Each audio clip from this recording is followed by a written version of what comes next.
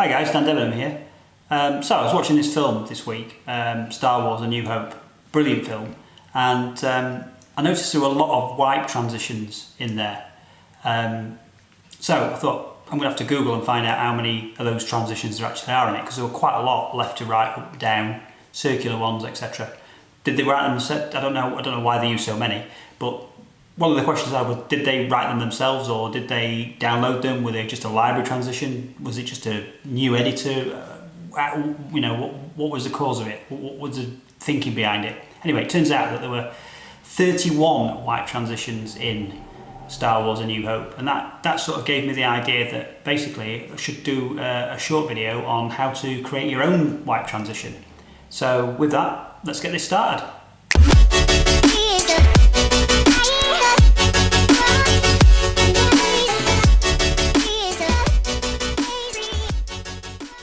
Welcome back guys. So, transitions, yes, what we're going to be doing. We're going to be doing a zoom transition, specifically a smooth zoom transition. That is where your primary footage zooms in and your secondary footage zooms in behind it. And it's done in a specific way through Premiere, but you have to do it yourself. It's not downloaded, it isn't a library transition, it's one that you're going to create yourself through the use of this video, obviously. By the way, just a disclaimer, I didn't invent this transition. I've not made it up, wish I had, and I'm also not the first person to have put a video on YouTube about how to make a transition. However, we're going to do that now. So let's dive into Premiere and let's get started. We just need to get our clips into the timeline, so we'll go to the project bin, just grab 3 random clips. Let's have that one. I'm going to drag these across onto the timeline now. Okay, I don't need the sound on these, so I'm just going to unlink these clips. Get rid of the sound. Boom, gone. Okay, so got 3 clips in the timeline, no sound, and they're all playing. They're just straight cuts between each clip. Next step for us would be we're going to go down to our project bin and we're going to click on New Item and then Adjustment Layer. We'll leave the settings the same, and then we're going to click on Adjustment Layer again. New Item, Adjustment Layer. So we've got 2 adjustment layers in our project bin. Okay, so grab one of the adjustment layers and drag that onto V2 at the beginning of the clip for clip 2, and then grab the second adjustment layer and stack that over the top.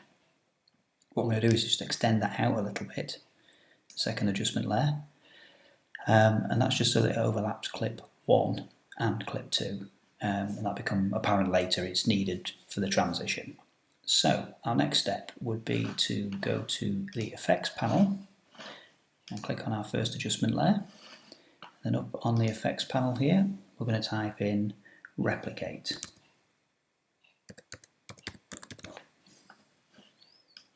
I'm going to drag that and drop that onto our first adjustment layer.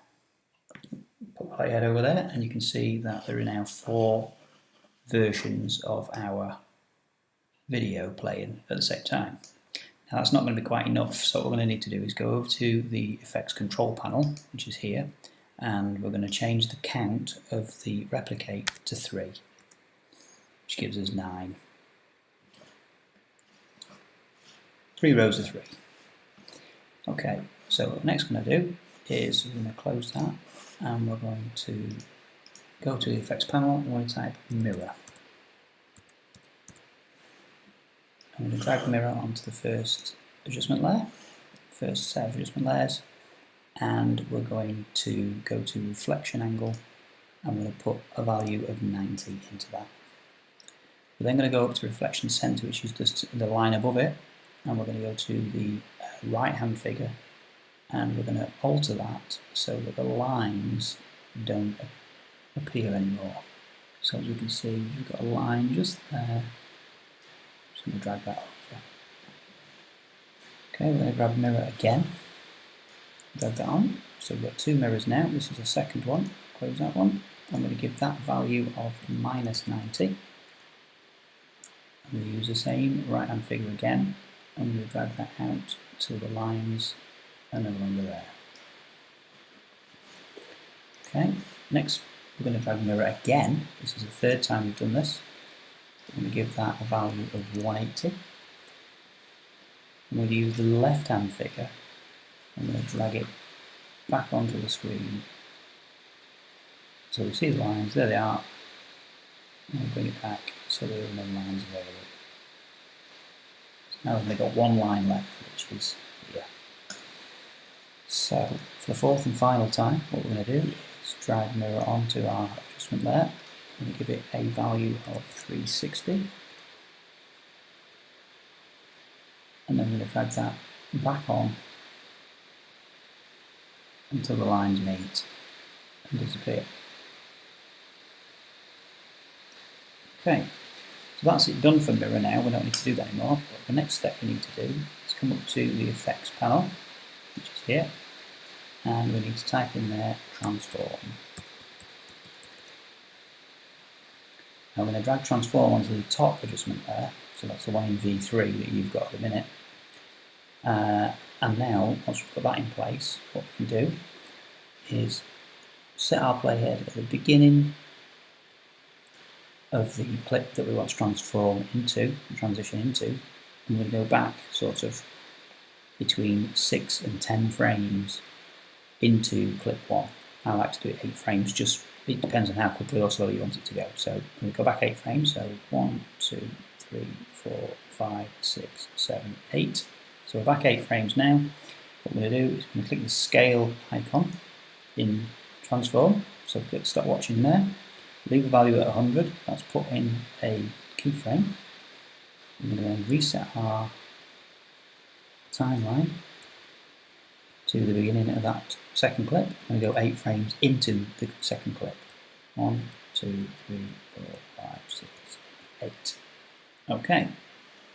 Once we get there, what we're going to do is we're going to give that scale a value of 300, which will put another keyframe in and bring the center scale back up so our clip's fully visible. And there we go. So now basically what we've got is we've got our clip moving from 3 sets of 3 to just 1 clip. But we're not finished yet, so we're going to go down to the shutter angle here in your transform, and we're going to give that a value of 360. Now that will give us some motion blur. If I just flick back, there you go, you can see it's given us a little bit of motion blur to it. So what I'll do now is I will just render that out quickly, and that will show you exactly what your transformation has done. You create your own transition and it'll show you how it smooth zooms in and out. Should start autoplay, and here we go. And there we have it, a smooth zoom. Well, that's it, guys. Transition all made. So we've done that. You've got the two adjustment layers there. You know what you're doing with it all. You can obviously refer back to this video if you need to. However, you can copy and paste that across from one project to another, or you can save it in a project file and then import your project in afterwards. You can save it as a template, etc., etc., etc., and it's just there for you to use. You can tweak it as much as you like. You can change it however you like it, just make it see fit, make it longer, make it shorter, make it faster, make it smoother, whichever you want to do. It's just my take on it. What I'm going to do is bang a video at the end of this video, just a short clip at the end of this video, just so that you can see what it would look like with a bit of music on and how the transition plays out amongst a little bit more bit longer footage, because we only use 3 clips on the tutorial. I'll use a few more clips so that you can see how it plays out over a longer period.